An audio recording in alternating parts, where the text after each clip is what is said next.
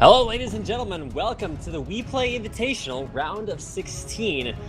We're into our first match of the game. It's going to be a best of 3 between SK Gaming taking on RoughNeX. I am Reed, Rapid Melton. I'm joined here by Spuddington. We'll be getting into a game which actually should be really incredible to see. RoughNeX kind of exploded over the last just like 5-6 months with an incredible roster. Speaking of incredible rosters, they're taking on the new lineup for SK Gaming, and it doesn't get much more incredible than that. Yeah, SK came out really swinging the first time I'd seen them in the most recent EUS Challenger Series, taking the whole thing home in probably one of the most stacked brackets we've ever had. So real respect to them for that. It wasn't a complete walkover for them the whole way through, and RoughNeX were not in that tournament. And as you mentioned, RoughNeX, a really solid team. But we are in picks and bans. We do have the first pick in Italy coming out. I can't say that's too surprising. We've seen quite a bit of that recently. Yeah, absolutely correct. We used to see a lot of the AD split push in Italy, and while that's effective, it doesn't really have a whole lot of like team fight presence. When you play it in Italy AP, oh my goodness, you just land one spear and it's kind of the team fight over because somebody has to go back to base. So really strong pick there in the mid lane. And the only reason Italy got through is because if you look at the bans for RoughNeX, they banned out both Shyvana and Olaf. So they're really wanting a lot of pressure on that top lane. Right now it's Shyvana, Olaf, and Renekton, kind of those big 3 top laners, and while they were hovering over Fiora for a while, won't be seeing that one. So I'd expect a Renekton out of one of these two teams, just because without Shyvana and Olaf to counter him out, there really isn't quite enough at the top of the food chain to really compete. Yeah, they kind of serve two purposes at once with those bans, in that they do make Renekton a very strong pick, and we will see that from SK, but they've also managed to get the only top tier jungler, should I say, left on the RoughNeX team there. They've got Shyvana, Elise, and Olaf, who we saw actually yesterday from Team Dig being played in the jungle, and Lee Sin all banned out, so you've got Aatrox getting taken by RoughNeX there. So they've got a really strong jungle pick, but they have had to sacrifice a lot to get it. They did also get Sona, so not too bad on the support trading, but they are going to have to make up for it with really solid mid laners, and there really aren't a lot of answers to Renekton, as you say, or to Nidalee, honestly. Yeah, that's the thing. Nidalee doesn't play against her laner. She doesn't even play against the side lanes. She just plays against whoever walks into her spears. She doesn't really care who it is, because no matter who it is, it's going to take a ton of damage. And all she needs is a big front line to keep her safe, and that's exactly what you see SK going for.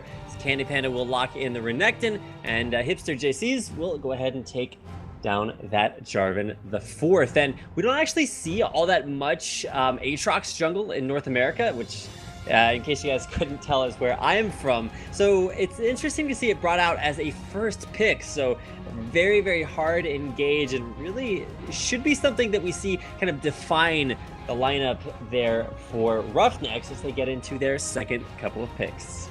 It's one of those things where EU is almost like proud of the fact they discovered Aatrox first, even before Korea discovered it. So, right. Like literally, in OGN, he was a troll pick until Worlds, when suddenly everyone was like, actually, wait, he does way too much burst damage and has a free Guardian Angel. So he does have some real strengths to him, and was nerfed relatively recently, but Jarvan has also been nerfed quite a bit. They still fulfill a very similar role, aggressive ganking junglers. Both of them actually a little bit more towards that late game, though. Both of them scale pretty hard as time goes by, but RoughNeX have gone with one of the better answers available for Renekton in the form of Shen. They will have that real strength late game, and that actually also means the Nidalee pick is slightly less powerful, because they won't necessarily, they'll be able to force, if SK is able to force a situation where it's just a standoff in mid, that means Shen can then do the split push, and that means that the Nidalee poke is much less influential unless they can get her really fed and chunk people down completely in like one spear and then go for a dive, which is difficult to do. So we have got another couple of picks coming in. Got the Zyra and the Jinx for the final ones out of SK, and we are waiting on the final one from RoughNeX. And bottom lane, the duo lane for SK Gaming saved out there for very, very end, which meant that they feel pretty confident about their duo lane, but it's kind of interesting the way that this is all going to play into the overall champion lineup. When you have Nidalee, you're looking to poke people down, and there's nice follow-up with the Super Mega Death Rocket from Jinx to kind of finish off the job if the Spear doesn't find a kill. But I like the Zyra too, because it combos really well with the Jarvan the fourth, because you can dunk down on people, throw the Cataclysm all the way around them, and then just put down Stranglethorns, and they're like, well, I'd like to run away from it, but I can't really make it happen. So a lot of nice AoE teamfight lockdown, but I'm a little bit confused as to where exactly Nidalee gets in there. I think maybe it's to land a spear to set up for a reset on the Get Excited passive for Candy Panda's Jinx, but at the same time, just a really strong mid laner no matter what team comp you put her in. Yeah, she does two things really, in that she roams really quite effectively just based on how fast she is with the pound spam when she's hit level 6, but she also has a factor where if you are running a teamfight composition like SK, and as a result RoughNeX have got that split pushing Shen, so you play defensively, you can then set up for a siege. And Jinx is also a very, very strong sieging champion. She can either get in, if she can get in close enough to use the Gatling gun, she will shred towers. And even if she can't, she can use the really, really long range on the rockets to harass them down from a range. So you do that little bit of poke, a little bit of damage, back out. A little bit of poke, a little bit of damage, back out. They will have to contend with the Shen split push in order to get that done for themselves, but it's not kind of an immediate pressure, and it's quite likely that SK will be able to take towers very quickly if they get a little bit ahead. Regardless though, guys, we will be just going into a quick commercial break while we wait for the delay timer to tick down and the game to load up. So we will see you after this.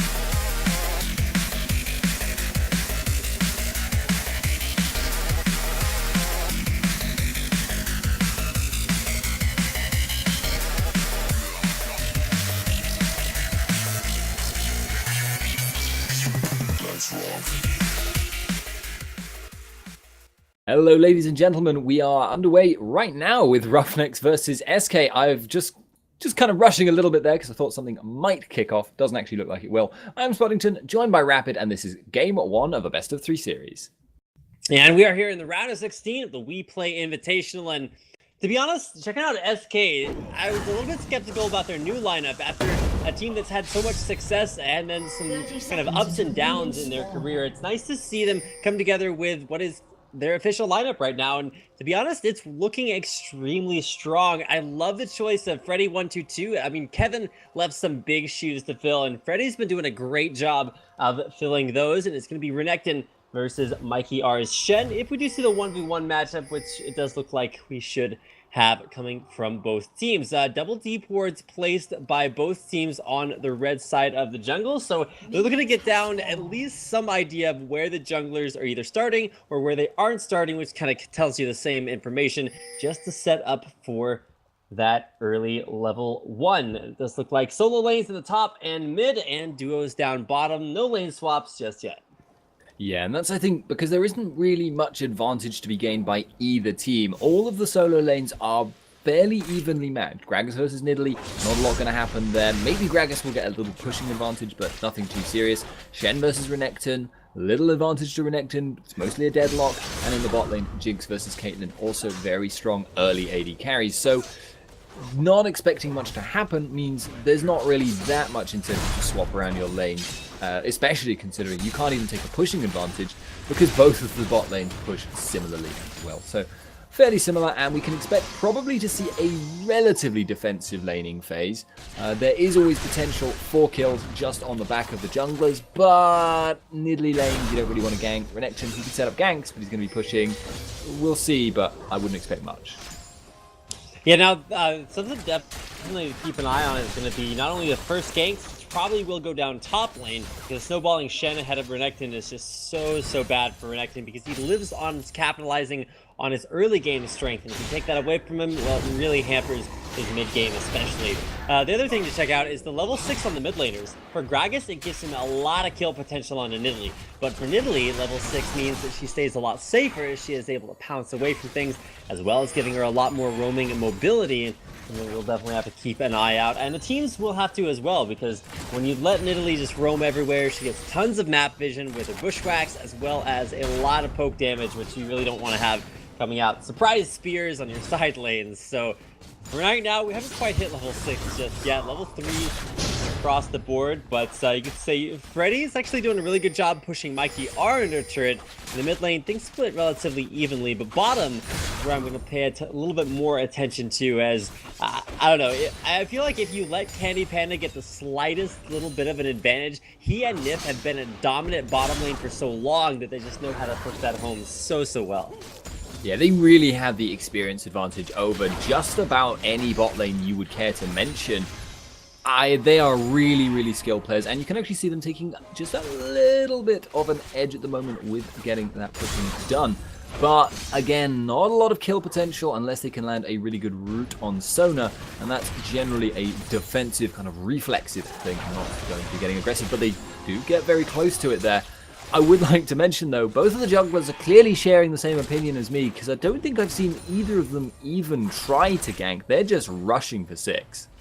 Yeah, no questions about that. They're sticking in the jungle, and it's actually kind of interesting to me because both Jarvan and Aatrox are incredible early gankers, and I think that's more of a testament to the way that these lanes are playing and less to the actual junglers themselves, because, like you mentioned, we've had an incredibly safe, passive early game.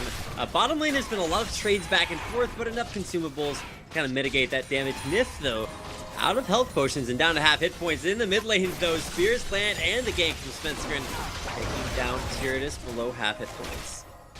Yeah, and in fact, that is going to be a small advantage, but 2 parts, because it's been such a passive lane, he's not used that much.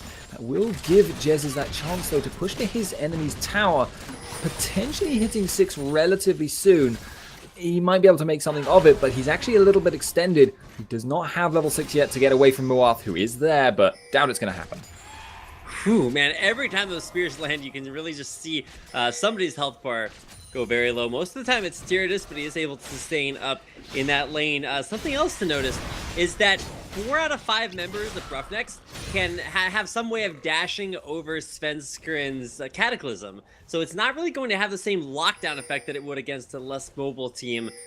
Something to watch out for mid lane. Morth looking to go in on to Jesse's, trying to come in there, and there we go. We saw the body slam, no slow from that. Counter gate coming in from Svenskrin, and everybody backs off.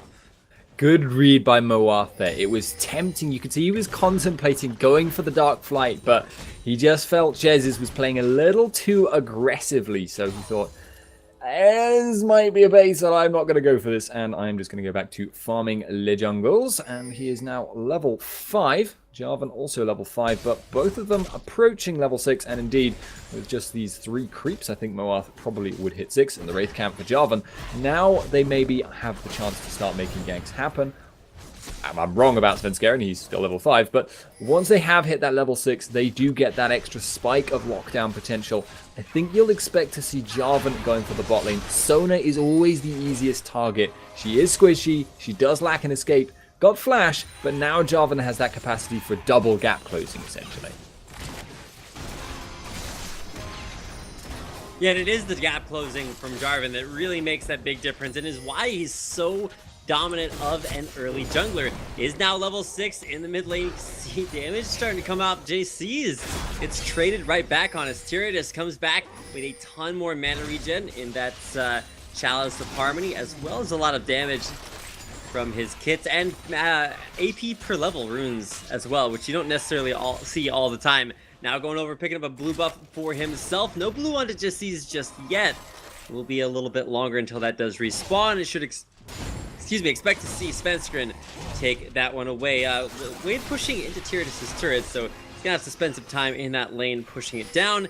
With level 6, or level 7 actually achieved for Hipster JC's. Could look to do some crazy roam shenanigans. Finds out Morth at his Wraith camp, takes him down. Ooh. There's the Aatrox passive, setting up for his spear, but the blue Wraith is blocking the spear path, and so nothing could happen there. Bottom lane Ignite goes down on to Strategist. Candy Panda gets ignited as well. He does have barrier, will be forced to pop it here in just a second, but no. Backs off, is going to use the health potion to sustain. No crazy flash plays, a lot of aggression. Nothing really happening because of it. You've got to be careful though in this situation as SK's bot lane. If they go too close, they could take harass. If they don't go too close and don't sustain up, the moment the Strategas hits level 6, there's serious danger from the Ace and the Hole Snipe. I don't know if it will be quite enough to kill them, but it would give them that bonus mana from the level up, and that gets dangerous. But the same is true of Candy Panda. Bottom lane, there's the barrier, comes out, saves his life. Now going in on it to Nico, cannot find it, forced to flash away. There's actually the Stranglethorns as well. Miss on the Shadow Dash, but Mikey R has the damage. Finds Candy Panda though, is out of his top lane. You can see that in the meantime, Freddy's out of top lane too, taking away the raid camp. And Scumbag Minions are maybe giving it away that there is a dragon attempt going on. That melee creep following him all the way to the pit. And that actually is really dangerous because that means Svenskeren now has the potential to go for this steal. Alright, Barrel will be hit there only on a Svenskeren. The knockup to come in. Explosive cast, but just he's in maximum range. Will we see a spear come in there? Morth very low. Will actually flash into the Cataclysm. Trying to get away. Just sees spears to throw. Will they land? No, backs off for now. Is very low on mana. It's going to be, oh no, it's Candy Panda. Make a death rocket. I'm gonna have to. Okay, I'm rewinding. Oh my god, how you land those? It's kind of an obvious place to shoot one, so it's not like he just randomly threw it out there. But against a Jinx player who is post level 6, you gotta know that's coming. You've got to know that's coming, but because she wasn't in that fight, and this is something you often see in every player, is that if it's not something you've been fighting, you don't tend to keep as much of a careful mental track of what they're doing, what their cooldowns are, whether they're going to ult you. But it's something you have to kind of almost like override your normal instinct when there's a global execute ult on the enemy team. And in the end, that worked out very, very well for Candy Panda. Now 75 CS, 2 kills over Caitlyn. Doesn't have the items translated yet from those kills though, so it's still a roughly equal lane. But Jinx looking like she's getting scary. And remember, thing we highlighted in the Champion Select, SK do really want to be ahead with this comp. Yeah, exactly. When you want to be in the position to siege turrets, not getting your turrets sieged, because when you're sieging turrets, that means you have a much wider arc to sort of roam around, try to hit spears on. But when you're getting sieged, you're all up at your turret, kind of pressured into that narrow corridor without a lot of mobility and options. That's SK really want to have to capitalize that, and the further they get ahead, the more powerful the poke damage is, the more mobile they get, the stronger tank line there is in front of Candy Panda and Hipster Just Sees. So definitely something to keep an eye on as the game progresses. Junglers have hardly made an impact so far, especially Moerth, he was there in the mid lane for the counter gank, but I don't know, really hasn't been able to accomplish all that much, especially from a champion like Aatrox that is so strong early game. Yeah, he was bot lane just a second ago, actually, and Jessis is out for blood. If that javelin had hit, I think it might have taken him out.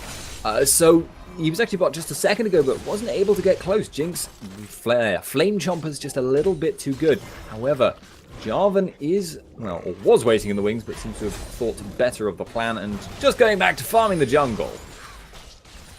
Yeah, back to farming, and if you look at the junglers, actually kind of uncharacteristically high CS, up at about the 50s. There's gonna be Flame Choppers. There's the 90 caliber net backwards, but underneath the turret, Candy Panda actually tanking it up. There's the ace in the hole on a Nif, almost takes him out. Lives with just over 200 hit points, and immediately you can see Svenskeren, sensing blood in the water, is going to walk over a ward though as he makes his way down towards that bottom lane. Will be looking for a dive, but a clever ward placed there by Nico in the bottom tribe rush to scout out any possible dive attempts, especially with Moerth there to stop that from happening. Probably won't look to see any action around the bottom lane, but with blue buff just now coming up, should look to see that at least attempted to be given over to Tyrannus. What I did like about that little fight in the bottom lane from SK though was Nif made an informed decision to drop as low as he did. Candy Panda could have tanked the shot from the ace in the hole, but instead they made sure that Candy Panda had so much health after that fight because he was already such a big damage threat that he was able to then zone out both of RoughNeX bot lane, while Zyra just played really defensively, used the grasping roots from a range to kind of support Candy Panda and make sure he didn't get fully 2-on-1. So it was nice little bit of decision making, and the blue buff does go the way that RoughNeX wanted it to there. So no huge advantages going to either team, and it's looking at the moment like the next point of contention is probably going to be the next dragon. Dragon is going to be up in about a minute and a half, so it's really going to be about the posturing for that. Who gets that up? Oh, explosive cast there on him. Hipster takes the barrel to the face, down to half hit points, but does have the ability to sustain back up there with the primal surge. And that's the problem. If you can't burst the Nidalee down, she's either going to run away or just heal back up in lane. She doesn't really care too much about what you do to her until that time arrives. Now, Jesse's it was very low. Now with 2 heals, he's back up to almost full hit points. Just goes to show that, I don't know, very, very resilient in lane. And now it's going to be about 30 seconds until Tyrannus has another explosive cast to try to look for that kill. Yeah, and do you remember way back when in like season 1 maybe even, when Nidalee's heal did like 3 times as much as it does now? Yeah, fun times. Not actually that. I mean, it's quite important actually to the way this lane is working at the moment that Jessis is able to just constantly sustain up through Gragas poke, but it will become less important as time goes on. He's not going to be poking her after a certain point, and instead is just going to be able to solo burst her if she's too close or in too much of a risky spot. It does at the moment seem though that Jessis is getting almost the better of this lane. He's a little bit behind on farm, but Nidalee poke is going to outscale Gragas poke. There's no 2 ways about it. And so for right now, it's about the poke damage, but for Tyrannus, who has been kind of the main carry for RoughNeX, he has a couple of things going for him that Nidalee really does not have. And that is going to be a lot of wave clear and some burst potential that Jesse's really isn't going to have. Jesse's is more about poke, but if you're talking about blowing somebody apart, Tyrannus definitely has that. Bottom lane, though, definitely has to keep an eye out there on to Nif. Ace in the hole connects, takes him down way below half. And as Zyra, no sustain in lane, does have a Philosopher's Stone for regen, has to play this very carefully for now. You see the gank coming in from more. Counter gank there immediately like fence grid. There's the knockup as well as Stand United inside the Cataclysm. Mikey R's actually spawns outside and walks back in. Don't know necessarily how that happened, but now Nico trying for the escape. Has about 200 HP. Spear to land, finds Morth, but now it's Tyrannus coming in from behind. There's the flash, the body slam. Barrel just threw absolutely everybody right on top. Nif, Candy Pen, and Nif dies. Candy alive with 30 hit points. Makes it out alive behind the turret.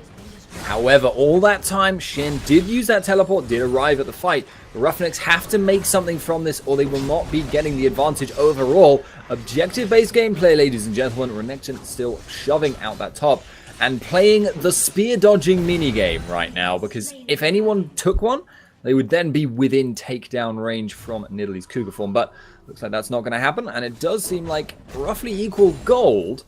I have to wonder, though, whether that is going to give Renekton the ability now to roam. He's less trapped in that top lane like he has been for a long, long time now. Yeah, and I actually like that decision by Freddy not to go team fight, not to try to make his way all the way down bottom, which probably would have required a recall, but to just stay in the top lane, make his presence felt, and really punish that dragon taken, as Freddy did take a turret of his own, which is why you just see SK Gaming up to about 1,000 gold lead, even less so than that. It's more like a 500 to 600 gold lead.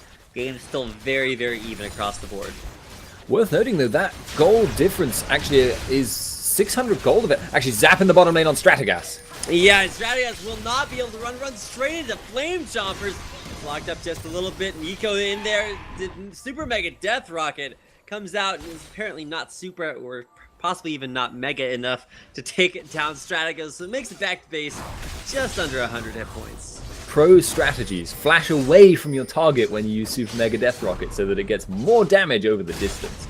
As it happens, probably not actually that relevant, but I would like to highlight that of the nearly 1,000 gold that we had before between the two teams, nearly 600-700 of it was actually just purely based off Renekton's farm advantage over Mikey R. So he's really done a good job of capitalizing on that matchup. It is a weak one for Shen early, and he has taken so much advantage from it. It's really quite impressive. Yeah, you can see him all the way up to like a 50, almost 60 goal or 60 creep score lead in the top lane. Freddy's just going to be stomping all over Mikey R. You can see he's just standing there. Mikey can't damage him. A lot of damage down there as Flame Chompers land.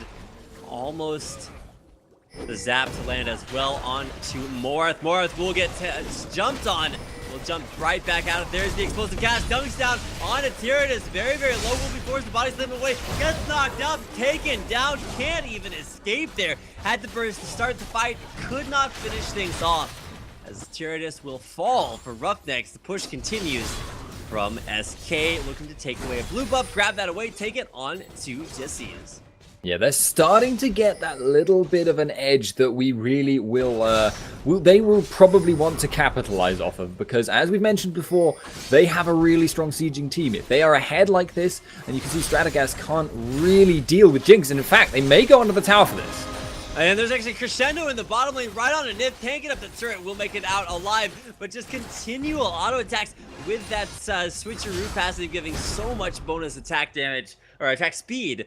Underneath the turret in the mid lane, it just sees once again there, getting an attack speed bonus of his own from that Primal Surge. Takes down middle turret to just under 300 hit points. Yeah, so now there's actually several towers that could fall relatively easily for RoughNeX. They constantly have Mikey R pushed up against his tower in this top lane. That means it's quite easy for them to rotate onto him at any time, although Aatrox is looking for the kill on that, so we may have to watch that space. But the other thing is that RoughNeX, because they are constantly pushed up on so many lanes, Moarth is having a hard time getting himself in a position to actually get any ganks down, because they've got a lot of aggressive wards as well. So they can very easily convert a small advantage into a much, much larger one in this situation.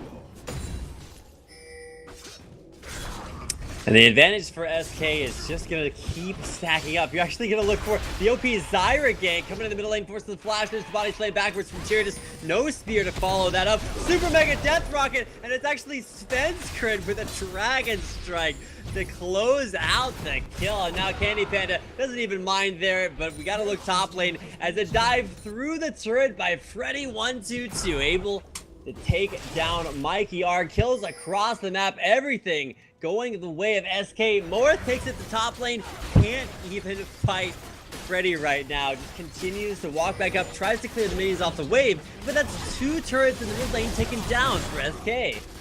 Yeah, they are really, really snowballing this hard and fast right now. I mean, they've gained multiple thousands in a couple of seconds. Cataclysm through the turret. Nico very, very low. Looks like Nico will survive, but no! Candy Panda gets excited off the first base turret kill of the game, and will go in there, takes down Nico. First inhibitor of the game goes down as well. SK Gaming off to an incredible 21-minute inhibitor kill. Really, really nice play out of them, and that has only amplified all of the problems RoughNeX have been facing this whole game. They have been pushed back constantly. That's only going to get worse now. Minions are going to be getting that buff. They will be a lot harder to push back. Shen is only getting further and further behind RoughNeX, who is snowballing that lane. Now up to what? 80 CS between them, and has killed him solo as well. So really, really scary stuff for Shen. He's not able to apply that split pushing pressure that he needs to. And I think that was largely just due to Moath not being able to get the ganks down early enough for Shen, who just hasn't been able to get his groove on, as it were. He just isn't able to fight that. However, there is now a slight kind of almost perverse benefit in that if RoughNeX are pushed back and lose almost all their outer towers, it's still almost not too early, but it's quite dangerous for SK to go for Baron.